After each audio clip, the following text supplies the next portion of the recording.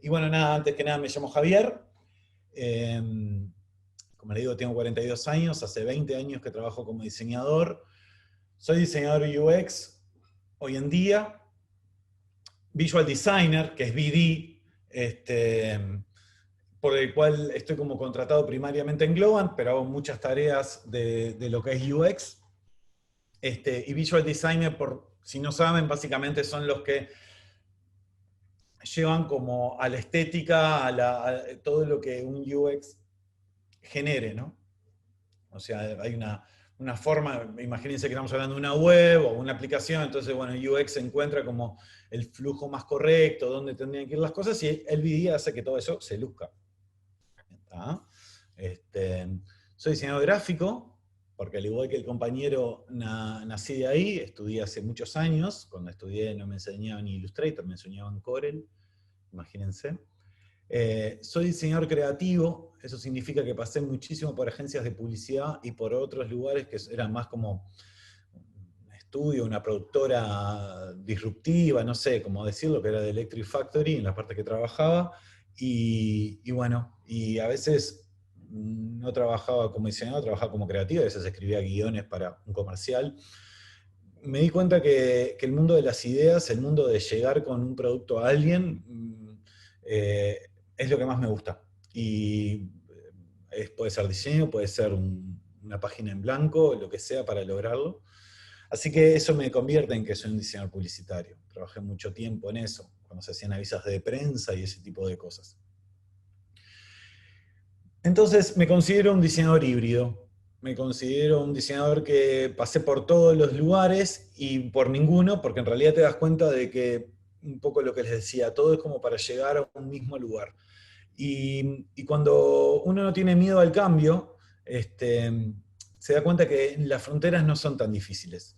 Yo decidí a los 39 años, ya tenía una carrera hecha, la verdad, trabajaba bien, en el sentido de que era una persona como reconocida entre mis colegas, no en el sentido de, qué crack que sos, pero sí una persona conocida dentro del medio, dentro del ambiente más publicitario, del ambiente más creativo, y decir, ¿saben qué? Me voy con los nerds, este, estereotipando un poco. Y bueno, decidí convertirme en UX y dejar una carrera bastante larga por la borda, porque sentía que era el cambio. Y nada, y fue un huevo al principio, dudé 1000 veces si lo que estaba haciéndolo bien, como les decía, y puede sonar por ahí, está Lucio, que tiene 3 años, es mi hijo, y tomar decisiones cuando ya hay cosas que dependen de vos, personas que dependen de vos, estás al lado, y sin embargo sentía que era lo correcto para mí. Así que bueno, es increíble que esa decisión que tomé hace 3 años ahora me llene de orgullo y tenga la oportunidad de poder compartir algo con ustedes. Así que nada, muchísimas gracias por eso. Y quizás lo que me define mejor es que soy un experimentador. No tengo miedo a experimentar, no tengo miedo a fallar, y fallé muchísimas más de las que gané. Eh, pero es como la palabra quizás que más me representa, ¿no? Es como que eh, mi forma de ser, mi trabajo es eso. Siempre he experimentado, siempre he tratado de hacer otras cosas y a veces funcionando, como les decía, a veces no. Y eso es importante porque tenemos que experimentar para crear experiencias. La persona que no se enchastra, que no prueba, que no busca, es muy difícil que pueda crear una experiencia que para el otro le genere algo, ¿no? Entonces, es como una cosa que es para mí fundamental. Y estamos hablando de experiencias de usuario. Estamos hablando de experiencias para alguien más, para un usuario, para un par, a veces no, porque estamos trabajando para una idea que capaz que no nos compete, por X razón, pero sí son experiencias para otro ser humano. Y eso hay que tenerlo como súper presente, ¿no? Entonces acá simplemente les voy a escribir, les voy a leer una de las definiciones que salen del curso que se dicta en Senpai de UX Designer, simplemente como para tener una coherencia, ¿no? Hay 10.000 maneras de definir las experiencias de usuarios, lo que es UX, pueden encontrar un montón. Hay muchísima literatura al respecto, hay grandes popes como Norman Nielsen, pero Cooper, un montón de gente. Pero nada, esto me parecía que estaba súper interesante, que dice así: las percepciones y respuestas de una persona que resultan de uso o uso anticipado de un producto, sistema o servicio, ¿no? Básicamente lo que percibe y cómo responde una persona cuando se enfrenta a algo, que puede ser un producto, un sistema, ¿no? Un sistema operativo, un sistema X o un servicio. El término se aplica generalmente a emociones positivas, neutras y negativas que sienten al interactuar con los sistemas informáticos y las interfaces de usuario. Es igualmente aplicable a cualquier otra instancia en la que un ser humano use un producto, objeto o servicio, ¿no? Básicamente es eso. ¿Qué me pasa? ¿Está bueno? ¿Está mal? Con mi celular, con mi aplicación, con la silla en la que estoy sentado, con el teclado que estoy a punto de apretar para pasar de página. Cada producto que alguien usa tiene una experiencia de usuario: periódicos, botellas de ketchup, sillones reclinables, suéter de punto. Eso lo decía James Garrett, un diseñador de experiencia de usuario, y es tal cual. Y las botellas de ketchup, puedo pegarle en la culata para que salga más, o olvídate la botella. El sachet que tiene o no para cortar. Y toda la experiencia muy positiva o muy negativa que tiene un maldito sachet de ketchup, ¿no? Sobre todo cuando tus dientes no los querés usar, el cuchillo no te sentís tan cómodo y no tiene el maldito abre fácil, que casi nunca funciona, pero por lo menos decías que lo tenga, ¿no? Entonces, eso es un poco la experiencia de usuario. Y vamos a hablar un poquito de nuestro rol como diseñadores. O sea, ok, está genial, entiendo lo que es eso, hay un objeto, hay un ser humano, se relacionan, está todo bien. ¿Cuál es el rol que nosotros tenemos? Y acá es interesante porque nosotros, esto es parte de una concepción de negocio. O sea, si hay un producto es que hay una empresa atrás, y una empresa con ciertos objetivos también económicos, por supuesto, para que todo funcione. Entonces, por un lado tenemos las necesidades del negocio, por otro lado tenemos la necesidad del usuario, y ahí, en el medio, estamos nosotros, ¿no? Ese es nuestro lugar. No estamos ni del lado del usuario ni del lado del negocio. Tenemos que saber defender y entender las dos partes. El campo de la experiencia de usuario tiene como objetivo llevar al usuario al centro del pensamiento del diseñador, para garantizar que los productos satisfagan las necesidades de los usuarios previstos. ¿Okay? Básicamente, ahí es donde nosotros estamos. En pocas palabras, es un puente entre la marca o empresa y el usuario, ¿no? Nosotros somos ese puente, que, ok, no es tan idílico como parece, no todo fluye tan armónicamente. A veces se nos tambalea, a veces está sin terminar, a veces tenemos que nosotros construir una parte que falta o darte cuenta de que hay ciertas partes que hay que cambiarlas. Pero bueno, esa es nuestra tarea, ahí es el lugar donde estamos. Y es súper interesante porque nos permite tener una visión acerca de lo que se puede hacer y cómo se puede hacer, que es increíble. Porque la empresa necesita ser sincera contigo y el usuario, vos tenés que encontrar la verdad que tiene el usuario. Entonces, es un lugar de poder muy interesante de información para crear algo que esté realmente bueno. Ok, ¿cómo se construye este puente? Rápidamente podríamos hablar de que en una primera fase como de investigación, estamos hablando de comprender el negocio y empatizando con el usuario. Si yo no entiendo qué hay que venderlo, por qué se vende de esta manera, cuál es la historia que tiene la empresa, lo que tenga que ver que sea la empresa y el producto, y no logro conectar con mi usuario, estoy en el horno, porque la verdad son como las dos patas primeras que nosotros tenemos que entender. Hasta acá podríamos hablar de que el diseño gráfico en general debería ser así. Si yo estoy haciendo un packing, sí, por supuesto. Nosotros no dejamos de traer soluciones para las personas. Pero acá hay una cosa que está buena, que pasa cuando uno empieza a iterar, o sea, empieza como, bueno, ok, entendí el negocio, empaticé, y me doy cuenta de que necesita ajustes. Entonces, vuelvo a ajustar ciertas partes del negocio, experimento con el usuario a ver qué le va pasando con esos ajustes, hasta que voy logrando el producto que realmente tiene que ser. El producto, que es una botella de ketchup, así porque sí, no va a ser la que saquemos. la botella, qué va a tener, el tema del fondo, o el tema de encontrar un sistema mejor para sacar el resto de ketchup que queda, o no es necesario, o tiene una apertura por abajo. Vaya a saber qué es lo que terminamos encontrando. Pero eso tiene que ver con ir al usuario, mostrarle las botellas, a ver qué onda. Y estoy hablando de una botella de ketchup, porque realmente pasan todo. Acá trajimos un ejemplo, que es el que podemos tener, capaz lo que seguramente todos tengan al lado de ustedes, que es un celular.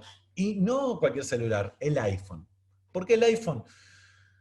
Primero, porque la edad que tengan ustedes, que quizás sea bastante variada, todos fuimos testigos de este cambio tecnológico. No sé si recuerdan, pero antes del iPhone, los celulares tenían muchísimos botones.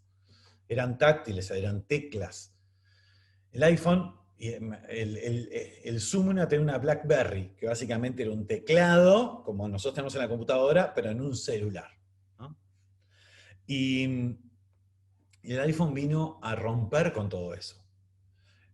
Un solo botón, una pantalla táctil y para colmo adentro, un App Store, o sea, una tienda de aplicaciones que hacen que la usabilidad de tu iPhone sea infinita.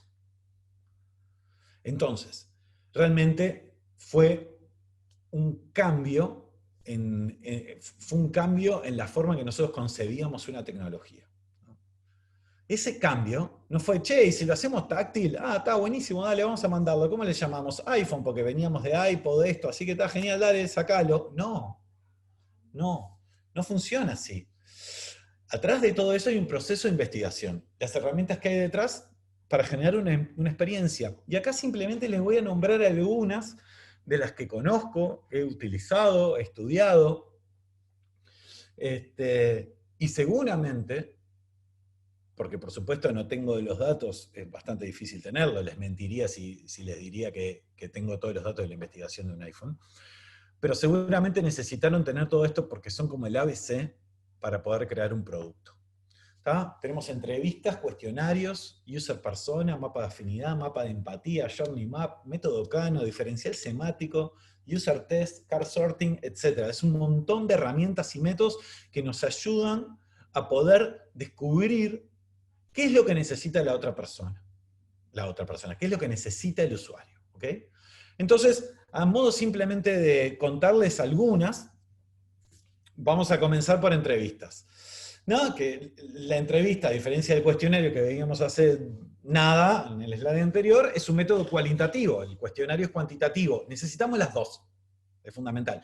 Pero las entrevistas lo que tienen es que utilizan la recolección de datos sin medición numérica para descubrir o afinar preguntas de investigación en el proceso de interpretación. Básicamente, lo que estamos haciendo es tratando de entender más del usuario, poder afinar bien cuáles serían sus necesidades, si estoy investigando, ¿no? Y bueno, ¿cómo te gustaría un celular? ¿Para qué lo usás? Un montón de cosas que tienen que ver antes de sacar el iPhone, porque sí, es cuando estamos capaz empezando a crear este nuevo teléfono.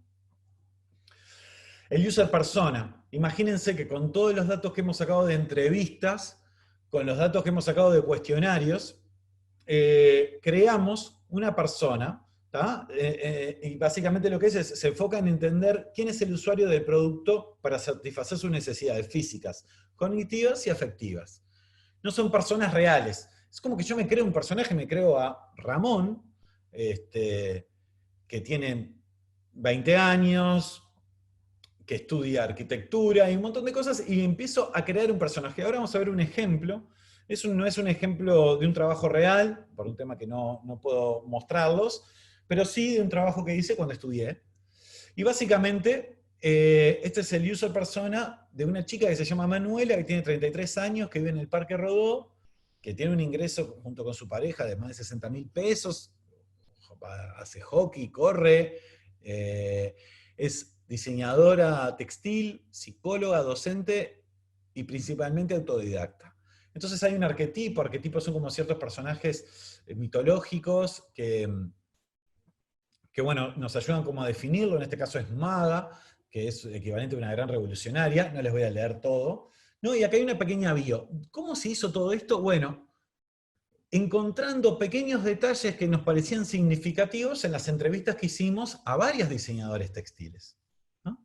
Entonces, les leo simplemente la bio, porque nada, es como también, hasta en la forma que nosotros podemos transmitir cómo es Manuela, ¿no? Entonces, la bio dice así: Manuela, perdón, mejor Manu, como le gusta que le digan, es diseñadora textil, pero ya colgó las agujas. Ahora se dedica al retail design y la psicología.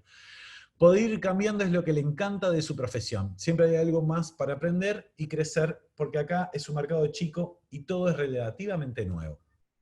Amiga de los asados, enemiga de las malas terminaciones de ropa. Esos son sus extremos. Dar clases fue algo que le pasó una mañana de agosto cuando el sol ayudó a que se leyera en el pizarrón tipos de tejido. Y supo que poco importan los roles mientras se está en una sala, porque el intercambio, las opiniones, son lo que uno se lleva y recuerda. Ella valora el tiempo compartido y cree que las clases online deben no perder eso, pese a que la pantalla los divide. Si logramos que una pantalla se convierta en una ventana para ver el mundo del resto, vamos bien, ¿no? O sea, no puede vivir, tengo que ver qué hay del otro lado, ¿no? Está diciendo. Respeta los foros como zona de intercambio, pero en ellos se pierde el intercambio fugaz, ese que inspira. Nunca se vio siendo profe, tampoco se había imaginado como diseñadora, pero las dos cosas tienen algo en común: trabajar, planificar y experimentar. No quiero ser spoiler, pero luego de enseñar volvió a querer aprender, y me atrevo a decir que ese círculo tiene tintes viciosos, porque así es como funciona esto y así funciona ella. Funciona entre su computadora, sus posgrados online, su barra de favoritos, sus tienes nuevas ideas para tus tableros en la pantalla de bloqueo y sus live de diseñadores que aman Instagram. Manu teje, bailando lo que es con lo que quiere ser. Deja que sus manos hagan el trabajo, mientras piensa, está todo por hacer. Eso es un poco el espíritu de Manu. No sé si por ahí se lo pudieran como imaginar un poquito cómo puede ser ella. Este user persona estaba hecho para ver cómo podíamos hacer clases de diseño textil online, presenciales, pero online. Entonces, de ahí fue el resultado de este user persona. Tiene ese foco, no tiene otro. Por eso habla un poco de lo que es todo lo que es la interacción digital, ¿no? Habla de sus metas, habla de sus frustraciones. En una palabra, ya no es un montón de características que tiene que tener nuestro usuario, es Manu, y es así. Esto es uno de los laburos que es súper interesante de hacer, es hermoso de hacer. Te lleva también tener que contactar, empatizar, estar con la otra persona lo más cerca posible para poder realmente empezar a sacar la esencia de cada uno de los que entrevistaste. Ok, después tenemos, por ejemplo, el Journey Map. El Journey Map es una visualización del proceso que atraviesa una persona para lograr un objetivo en torno a un producto, sistema o servicio. Me ayuda a entender al usuario de diferentes perspectivas. Yo ya sé cómo es Manu. Ahora me la voy a imaginar a Manu, que ya está en un curso online, y cómo ella, qué son las cosas que podrían molestarle, causarle preocupación o gustarle. Entonces acá, rápidamente, para que vean un ejemplo de uno, no lo vamos a leer todos, podemos ver como que hay tres áreas divididas. Tenemos como una área arriba de la gráfica, que está en celeste, que son los pensamientos. Son las cosas que Manu va pensando mientras que se va desarrollando en el tiempo algo. ¿Qué se va desarrollando? Hay un antes, ¿tá? Que básicamente acá es como todo el tema de cuando uno se inscribe a un curso. Está el durante, que ponele que es las primeras clases hasta la primera entrega. Y está el después, que es, bueno, a ver, ¿cuál es el resultado que yo tuve de esa entrega? Y ponele que después vamos a tener un loop entre durante y después varias veces, ¿no? Pues son entregas, resultado, devolución, estudiar de nuevo, etc. Entonces, nosotros empezamos a crear todo esto, empezamos a pensar con el equipo que estábamos trabajando, con toda la información que sacamos de cuestionarios y de todas las entrevistas que habíamos hecho, todas las cosas que antes deberíamos tener en cuenta para crear un curso online.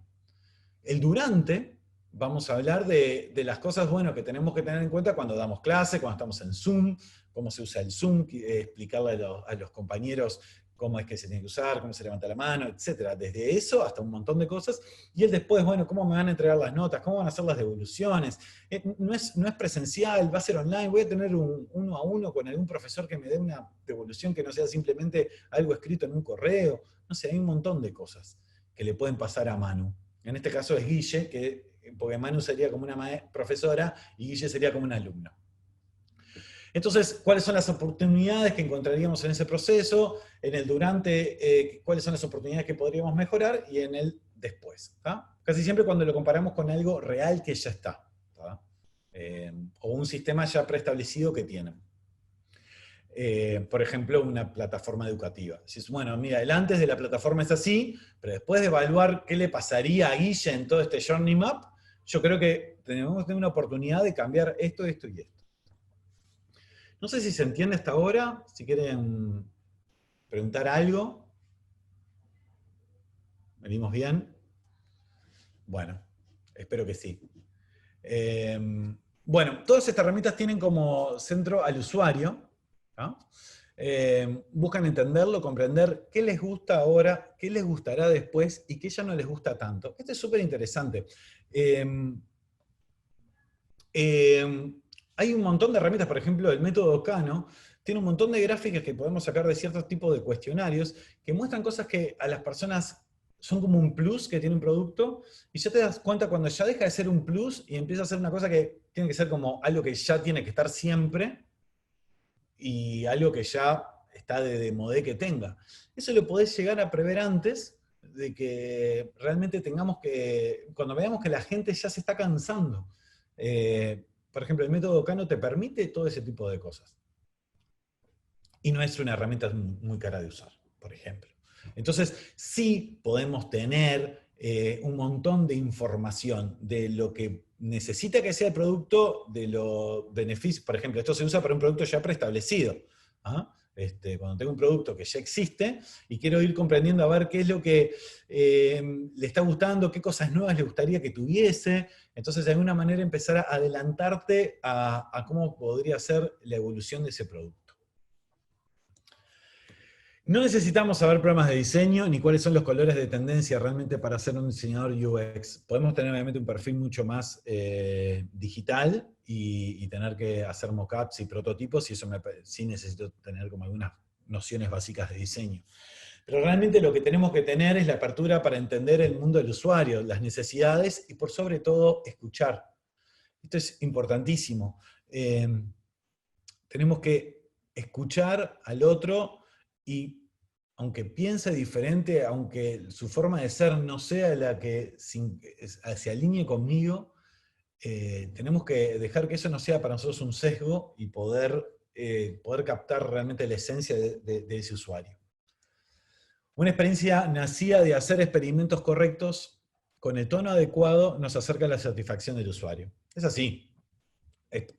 Podemos experimentar un montón de cosas. Encontrar los mejores experimentos por todo lo que hemos visto en las entrevistas y un montón de cosas, y en el tono nos va a acercar a que la experiencia sea realmente la mejor. Así, no sé, este es un lugar que se llama fantasy.co, es tremendo estudio, pero tremendo estudio, trabaja para Tesla, para todos, y así le da la bienvenida a un diseñador UX, ¿no? Es como el onboarding, como se dice, que cuando vos llegás a una empresa, esto es lo que son las primeras páginas de un PowerPoint que tienen ellos.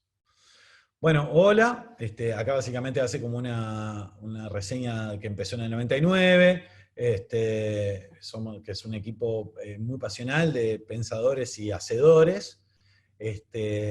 Bueno, y acá les explico un poquito cuáles son los insights de User Experience Design en Fantasy. David Martin es un crack. Y empieza con esto. ¿Qué pasaría si? ¿Qué pasa si? What if? Esta es la pregunta que define cómo nosotros tomamos los desafíos, los mayores desafíos en el mundo que podemos tener sobre estas plataformas que vamos a ver. Inteligencia artificial, el futuro automotriz, los pagos móviles, las industrias deportivas de $1 billón de dólares, la revolución de cómo la gente consume medios, nuevos aparatos, las aplicaciones conectadas a coches, bueno, las interfaces con lenguaje natural y los nuevos sistemas operativos de sistemas móviles. Esas son como las plataformas en donde ellos son muy fuertes. Y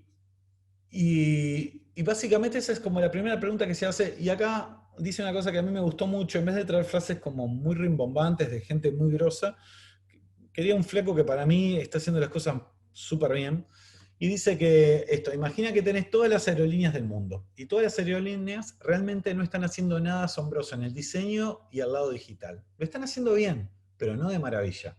La única vez que van a hacer algo asombroso es cuando alguien más lo haga. Y ese es el problema con muchas industrias. En realidad, nadie está haciendo cosas increíbles. Y para mí, eso último me encantó, porque si eso no es una oportunidad para nosotros, la verdad no sé cuál puede llegar a ser, ¿no? No hay cosas que las estén rompiendo. Y en realidad, hoy en día, cada vez es mucho más fácil los lenguajes de programación, cada vez pibes más jóvenes los están estudiando, son front-end, son dev, hay un montón de lenguajes y la tecnología nunca estuvo tan cerca de las personas como ahora. La inteligencia que tiene tu celular, las cosas que puede pensar, procesar un celular son increíbles. Entonces podemos crear ahí algo que esté increíble de verdad. Es el momento. Y para eso necesitamos a alguien que vele por una experiencia de usuario. Y eso tendríamos que ser nosotros. Y un poco volviendo a lo que empezábamos en la charla, la importancia de probar, la importancia de qué pasaría si. Ese tiene que ser nuestro hambre. Acá no podemos venir con el librito, hacer 3 check e irnos a nuestra casa. Acá es momento de probar, de experimentar y de errarle. Y eso tiene que ser para siempre, tiene que ser nuestra forma de ser, nuestra forma de sentir. Y acá voy a ponerlo de esta manera, como por ósmosis, que les entre, que es involucrarse, empatizar, entender, experimentar. Eso, para mí, son 4 palabras que necesitamos tener siempre presentes. O sea, tenemos que embarrarnos. Tenemos que embarrarnos. No podemos llevarla sin realmente que nos chupe un huevo todo. O sea, son los principios para poder crear. Los usa el design thinking, los usa la publicidad, la ciencia, el arte y toda disciplina que busque crear algo nuevo para alguien. Ya está. No hay otra manera. No funciona. Porque lo que pasa es que podés tener el producto más moderno, la aplicación más completa, pero si el usuario no se siente identificado, nos vemos. No pasó nada. No pasó absolutamente nada. ¿Alguien conoce esto que estoy mostrando? Pueden responder. No. Gracias. Porque capaz dije, No, tampoco. está genial. Capaz dije, me bajé, se cortó la cosa y estoy hablando solo. Genial. Bueno, se llama ARA, y es un proyecto de Google que salió hace un par de años, que lo que decía es, che, ¿no querés un celular en donde vos puedas ir cambiándole parte? Entonces, por ejemplo, a vos te gusta mucho el sonido, entonces le sacás como una plaquita y le pones un Harman Kardon que suena de la puta madre, y la batería para que te dura más, como que compras el Duracell, entonces son como todos slots que hacen que tu celular quede customizado, pero al mega carajo, como vos quieras. ¿Te encanta la fotografía? Nikon. ¿Te encanta salir a correr? Nike. Vos, soy gamer, perfecto, Nvidia para la tarjeta gráfica. Y saco muchísimas fotos todo el día, 256 teras y contando. ¿Parece una buena idea? ¿No? O sea, Google tomó esta idea que era alguien que la había tenido y dijo, vos, esto es tremenda idea. ¿Saben qué? No. Porque nadie conocía este proyecto. Porque no terminó saliendo a la luz. Porque nuestro personaje, el que podríamos haber creado cuando estuvimos viendo, una de sus frases de cabecera es, no me la compliques. Si no, vean esa pantalla que le está pidiendo a Siri que le muestre las fotos del 3 de octubre. ¿No? ¿Qué pasó? Estábamos con customizar, con ser cada vez más selectos. Y llegaron los asistentes. llegó el keep it simple. Hacelo que quede simple. Perdón mi inglés. Y rompió todo. Y la gente se dio cuenta que, sí, me gusta, quiero customizar todo. ¿Saben lo que pasaba en esos flujos? Nadie los terminaba, porque empezás a dudar cuando tenés muchísimas opciones. Como te pasa en todo en la vida. Si vos vas y hay 3 tipos de championes diferentes, decís, me llevo estos. Ahora, entras a una zapatería que tenés 100.000 modelos de Nike, pero con todos los Air Max 1, pero cada uno cambia el colorcito de la pipa a otro color, seguramente te vayas sin, salvo que tengas mucha teca, te vayas sin ninguno, porque te abrumó. Entonces, realmente el no complicar, el mantener simple, hizo que ese tipo de proyectos quizás no funcionaran. Y ahora, perfecto, eso es una pregunta que sale de ustedes, o podría salir de ustedes. ¿No hizo estudios Google? Que lo hizo cuando estaba todavía en el garage, así como nacieron casi todas las empresas. Yo me voy a poner un garage, porque la verdad es, no sé, capaz que por ahí me sale algo. Y en realidad, por supuesto que los habrá hecho, pero esto no es una ciencia perfecta, y hay sesgos del diseñador, puede haber un plan equivocado, puede haber lecturas erróneas, un mal timing. Si yo estoy haciendo entrevistas a usuarios, y creo que la esencia es un montón de cosas, y capaz que no lo discuto con el resto del equipo, o soy obstinado y digo, para mí que la gente quiere esto porque yo quería eso. Entonces, como yo lo quiero, voy a decir que la gente lo quería. Capaz estoy cagando un montón de cosas. Y capaz que le dije, el tipo que no quiere que la complique es un vago, no quiere nada. Ese tipo nunca va a comprar nada. Y capaz es el que ahora compra y banca toda la empresa, todo el mundo, todo el mundo digital. Y cuando hablo de sesgos del diseñador, simplemente acá quería como detenerme, porque hay un montón de sesgos que nosotros no nos damos cuenta. Están los sesgos de género, por ejemplo. Un sesgo de género hizo de que todos los asistentes que nosotros conocemos, su voz es femenina. Tenemos la posibilidad, en cualquier sea nuestro asistente, tanto sea el de Google como el de Apple o el Cortana en Windows, de cambiar la voz masculina, pero ya por defecto vino voz femenina. Y tiene que ver con la mujer que asiste y un montón de cosas que vamos trayendo, y que hay un sesgo de género en ese lugar. No es algo para entrar muchísimo más en detalle, pero ese es un ejemplo súper puntual y decimos, sí, es verdad, ¿por qué Siri es una mujer? ¿Por qué no es un hombre? Por ejemplo. ¿O por qué no me dio la posibilidad a mí de elegirlo primero, ¿no? Y no me lo dejó tan oculto en un menú. Tenemos sesgos culturales. Yo no entiendo porque la otra persona vive diferente un montón de cosas, y es como que, imagínense, el Día de los Muertos en México, todos vimos Coco, si no mírenla que está increíble, o conocen que el Día de los Muertos en México todo el mundo va a los cementerios, la pasan de bomba. Y acá es un día, vas a ir al cementerio, ¿querés que te acompañe? Mamá, dale, vamos, qué sé yo, ¿no? Todo en silencio, lúgubre, gris, aunque haya sol, es gris el día. Imagínate que estás haciendo una aplicación que tenga que ver con algo sobre la muerte, y no es lo mismo culturalmente cómo va a reaccionar un pueblo mexicano a eso que quizás un pueblo más latino, por ejemplo. Y después tenemos los sesgos profesionales, que es, bueno, las cosas que nosotros desconocemos, no sabemos, tecnología que no supimos, o formas de resolver las cosas de nuestra manera que hacen que nos perdamos que hay otras formas, ¿no? Esos son como 3 grandes sesgos que nosotros vamos a encontrar. Esto está sacado de la Universidad de Óveda en Barcelona, Orbea, en Barcelona, que está buenísimo, habla un poquito sobre eso, pero pueden buscar por otros lugares. Pero está bueno porque creo que estamos justo en un momento de la sociedad, de lo que estamos viviendo, donde estamos tratando de cuidar un montón de formas, y en la experiencia de usuario no tenemos que ser menos, ¿no? Entonces, nada, me parecía que era interesante recalcarlo. Puede fallar, lo decía Tuzán, que era un mentalista, y lo digo yo, puede fallar, pero ¿saben qué? Eso está muy bueno. Por eso, experimenten y luego existan. ¿Ah? Muchas gracias.